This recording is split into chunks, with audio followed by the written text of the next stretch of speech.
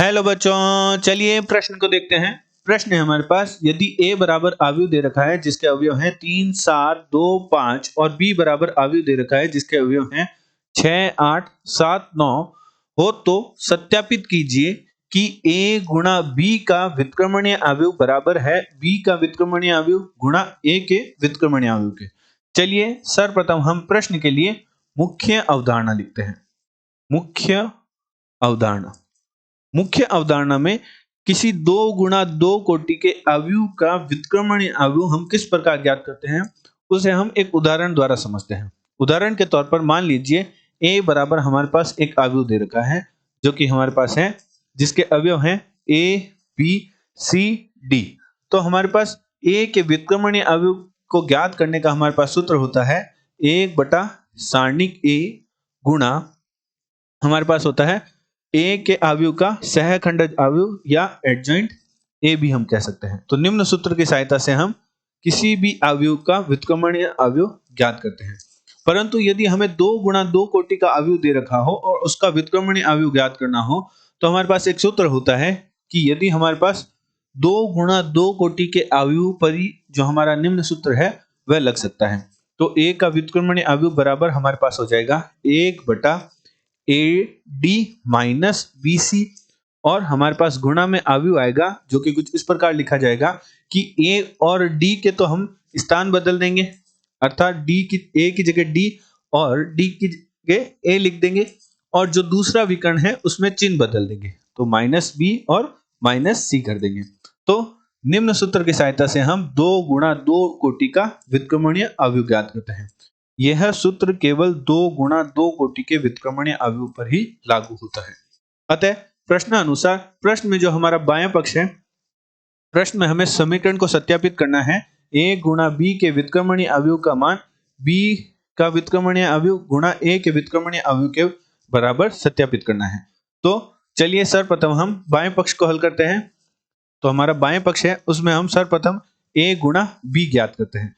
तो a गुणा b हमारे पास क्या प्राप्त होगा, a बराबर अवयव हमारे पास है जिसके अवयव हैं 3, 7, 2, 5 और b बराबर हमारे पास अवयव हैं जिसके अवयव हमारे पास थे 6, 8, 7, 9। तो a गुणा b करते हैं तो a गुणा b हमारे पास प्राप्त होगा जो कि प्राप्त होगा 3 की गुणा 6 से 18 और 7 की गुणा 7 से 49, 3 की गुणा 8 से तो हमारे पास होता है 8 तिया 24 और 7 की गुणा 9 से तो 63, 2 की गुणा 12 और 35 और हमारे पास प्राप्त होगा 16 प्लस 45।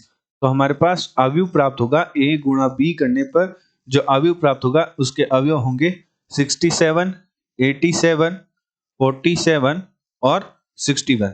अब हम a गुणा b का व्युत्क्रमणीय अवयव ज्ञात करते हैं।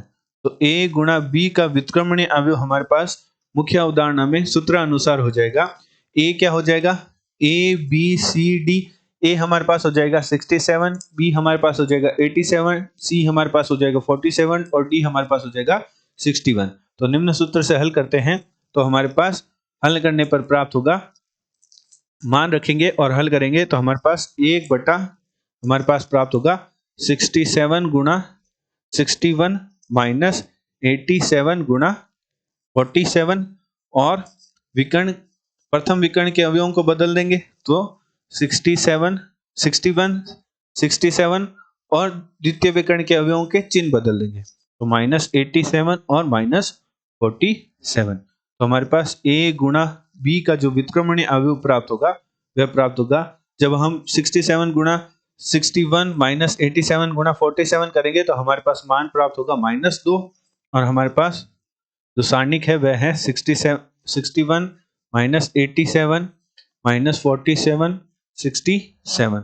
तो -1/2 के अंदर गुणा करेंगे तो प्रत्येक अवयव के साथ गुणा होगी तो हमारे पास मान प्राप्त होगा -61/2 प्लस का 87/2 47।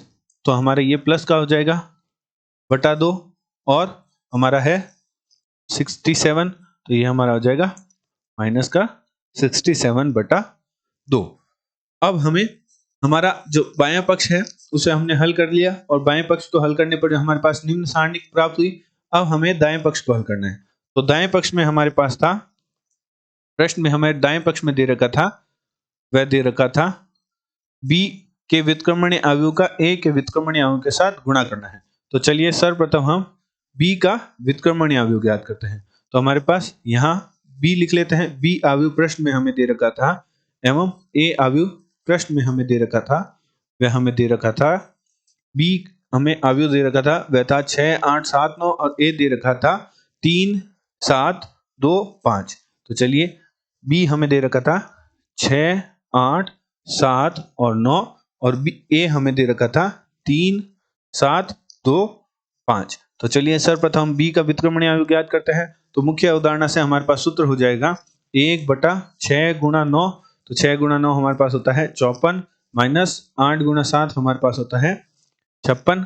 गुणा में प्रथम विकर्ण के अवयवों को आपस में स्थान बदल देंगे और द्वितीय विकर्ण के अवयवों के चिन्ह बदल देंगे। तो हमारे पास b के व्युत्क्रमणीय अवयव का मान प्राप्त हो जाएगा हमारे पास माइनस का 1/2 और 9 माइनस 8 माइनस 7 और 6।